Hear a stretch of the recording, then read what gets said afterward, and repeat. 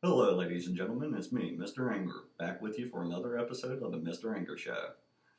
Today, I want to get into some things about the presidential election, and I want people to pay attention, but I want to approach everybody as an American citizen, speaking to my fellow Americans. Um, yes, part of this is going to be my opinion, but I want to lay out the facts that outline the reason I have formulated this opinion. Um, I am voting for Trump coming this term in an election. And automatically, right then and there, everybody and their brother who dislikes Trump is probably in the comments section typing away saying, how could you vote for him? He said this, he's lied about this, yada, yada, yada. Let's calm down on that and just listen for a second because we're going to weigh the options of Hillary Clinton and Trump together. And here's the thing. I mean, both have lied. Both have been caught in lies. Hillary Clinton was caught in lies about her emails by the FBI. And in layman's terms, and in a term that Martha Stewart could actually agree with, that's called perjury. She went to jail for perjury for something that Clinton did a lot and was proven to do a lot. She perjurized herself about these emails and she still walks free. How is that fair? It doesn't seem right. There have been people that have done less deeds with classified information, just let one little piece of classified information go out and have been fired and imprisoned. But somehow she gets away with it. And that is not right. I'm a firm principle holder of believing in right and wrong. But they have both lied. They have. And to tell you the truth, I mean, when it comes to Trump and about his lies, I there's a thing about that I kind of gotta give a little bit of leeway with him about over her. When you're in an investigation, a person will formulate a story or present things as they truly are, and their stories will stay the same if they're being truthful about the things that they're talking about. And especially in an investigation, you're going to remember each and every detail piece by piece, and it's not going to change if you're telling the truth. It's changed so many times and proven that she's been a liar. But with Trump, it's been basically about what he said in his past. Like if somebody asked me about something I said 10 years ago, my beliefs and thought processes on it may have changed since then. Because as human beings, our thought processes do change, they do evolve, and they do grow. Um, so I can't really fault Trump for being caught in some of the lies that he's been caught in, but I can fault Hillary Clinton for the lies that she has told because it comes to an actual case where perjury does matter, and people, it's quite obvious that it does matter. Uh, just with the WikiLeaks and everything that has been coming out here lately about our government, the corruption that goes on, the lies that have been told from, including the hierarchy itself, the President of the United States. He's been caught in the lies thanks to WikiLeaks and the documents that have been released. And I can't stand manipulation. I can't. But Trump has lied, and but it's been little tiny lies. It's not been something as huge or as humongous as what Clinton has lied about. Now, Clinton does have more experience in the political world, but that also leads way to political ties, political favors, and political things that we're trying to get away from. The American people are trying to wake up right now. We're seeing the media bias left and right. People are responding it, and we're not as naive as the media thinks that we are. We can actually think for ourselves. And then Trump, what does he do? He goes out and creates his own network because he's tired of the biased media. And people give him hell about that. Why? Why are you going to give somebody hell about wanting to create what the news organizations are really meant to be? But I haven't seen the programming, so I can't tell whether or not it's going to be biased or not yet. Uh, I'm not saying that it isn't going to be biased, but if he does things right, he will have a good network that people will follow if they do present news in an unbiased format and leave opinion the hell out of it. So you got Trump, who's a businessman. What has he done his whole life? Well, he had $1 million given to him by his father, and people are like, well, anybody could become a millionaire or billionaire with $1 million inherited from their parents or whatever. And sadly, you'd be seriously mistaken. There have been a plethora of companies that have invested $1 million or more into starting a new company or a new venture and have failed.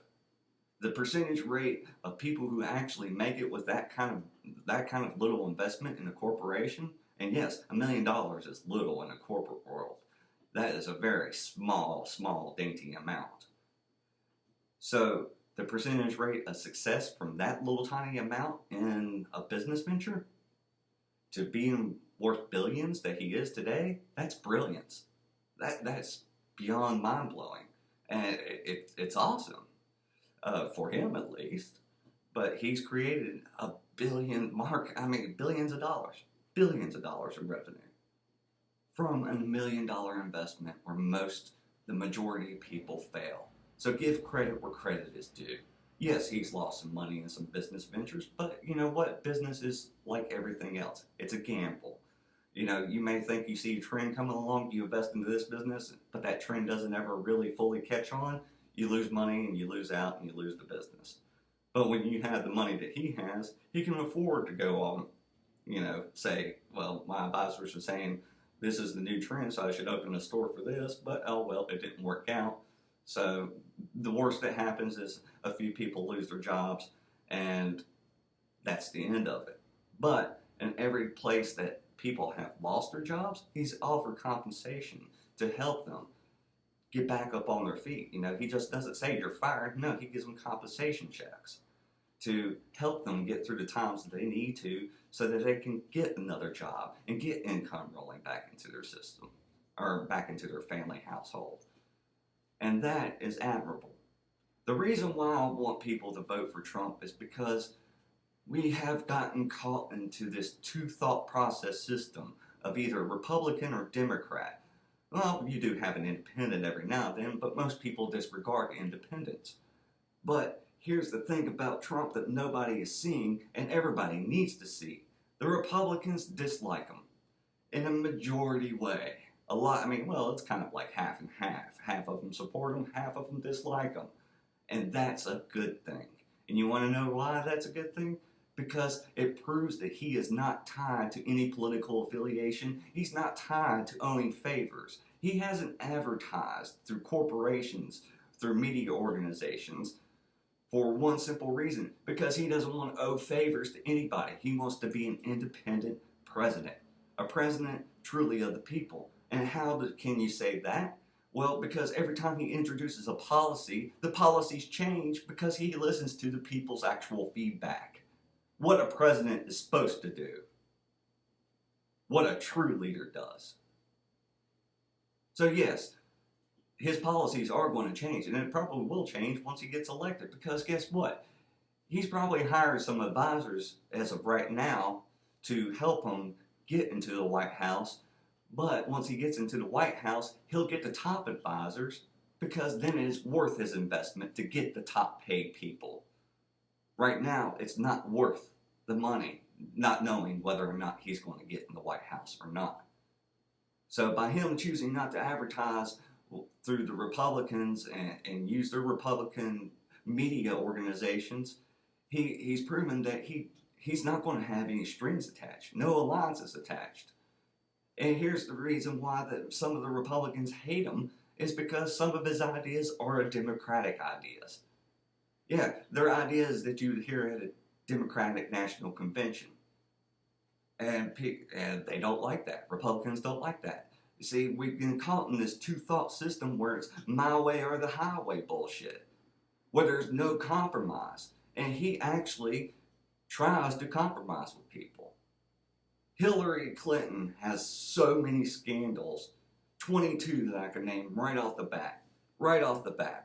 Let's see here. We can go to, let's see. What's some of her most famous one? The Clinton Foundation. There's a big scandal. Benghazi. There's another big scandal. There's Peter Franklin Paul, another big scandal. Here's Watergate. the list goes on and on and on. Compared to Trump's scandals and the amount of scandals that he has,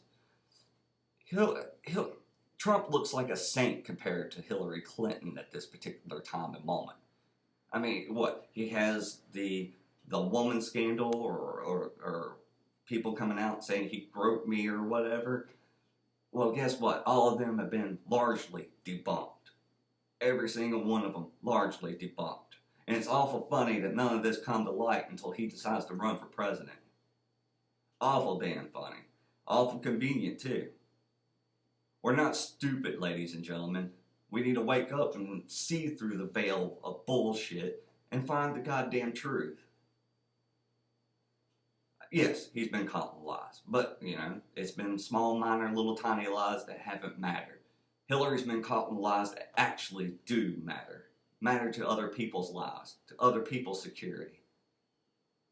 And that's a scary thought, to want to put somebody who has been in so many scandals and told so many lies and has so much alliance and allegiances and owes favors to this and that and the other person.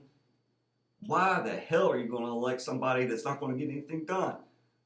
Here's another thing. Hillary Clinton wants to continue Obamacare. Why? It's a failed policy. Premiums have gone through the fucking roof. And everybody and their brother knows this. For me, my wife, my two daughters, to get insurance coverage through Obamacare, $2,300, no, what was it? No, it wasn't $2,300. That was the most expensive one. We could go to $1,400 a month. $1,400 a month. That's what my wife makes per month. So half of our income gone for what? Insurance purposes. No, Obamacare is bad. It's awful. It's causing premiums to skyrocket. The proof is in the pudding. Go look it up and find out for yourself. It needs to be gone. Cut immediately. And people are saying, well, what about Trump saying this about illegals? You know what? Here's my terminology on this. Yes, illegal immigration is bad. Why? Because guess what illegal means? That means you're in the wrong. Illegal means wrong. You broke the laws to be in this country. What other laws are you willing to break to get what you want? You see, that's the thing that people don't think about. Either you stand for what's right or you stand for what's wrong. We need to stand for what's right. Yes, I am all for immigration. Yes, do we need to improve the immigration process? By all means. Do we need to ban Muslims from coming in the country for a little while? That becomes a tricky subject and a tricky issue in itself.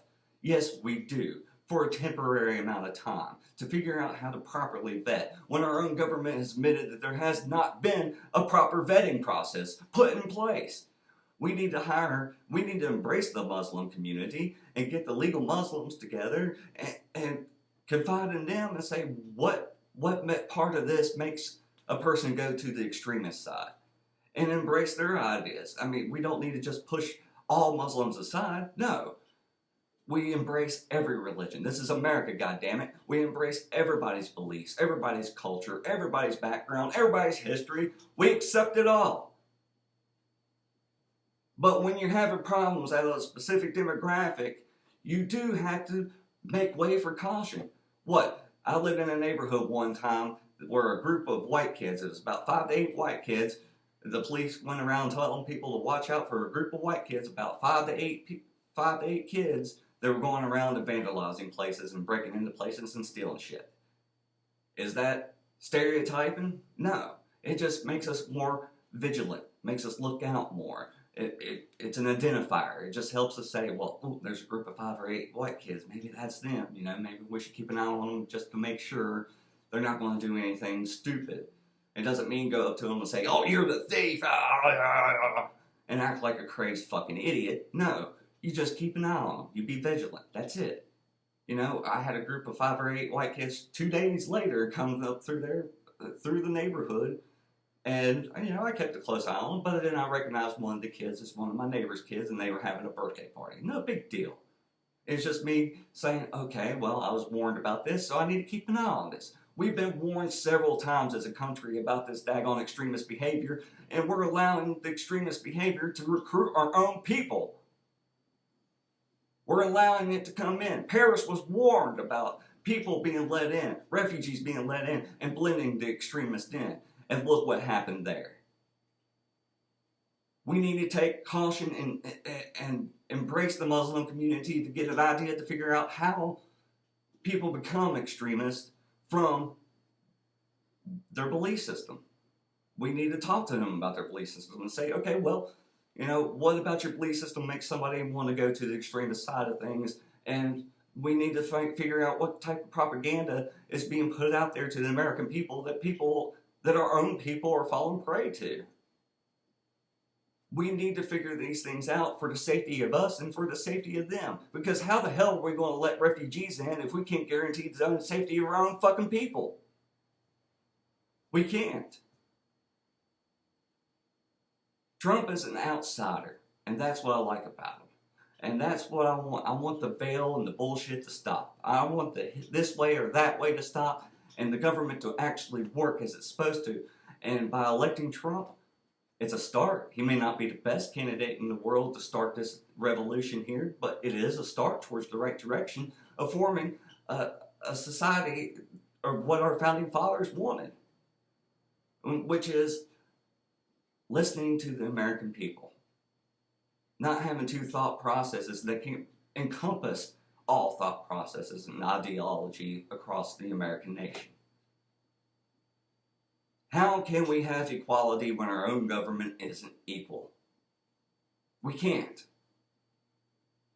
Trump at least listens. I don't know, ladies and gentlemen. I like to see this nation return to what our founding fathers designed this nation to be, and that's for the people, by the people. And Trump would be a start to that. We start with the top, and we work our way down to returning it to the people, for the people, and elect people that will actually listen to the American people. Not the government saying jump and we saying how high. These are my personal reasons and decisions of why I'm voting for Trump.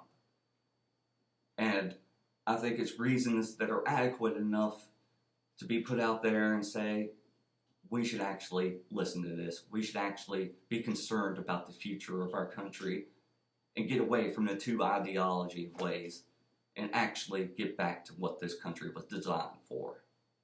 Trump would be a good start. To vote for Hillary Clinton, to me, is to remain compliant to the government. To go back to the same old ways where everybody hollers about everything and nothing gets done. Ladies and gentlemen, I'm Mr. Anger. Vote for who you want to.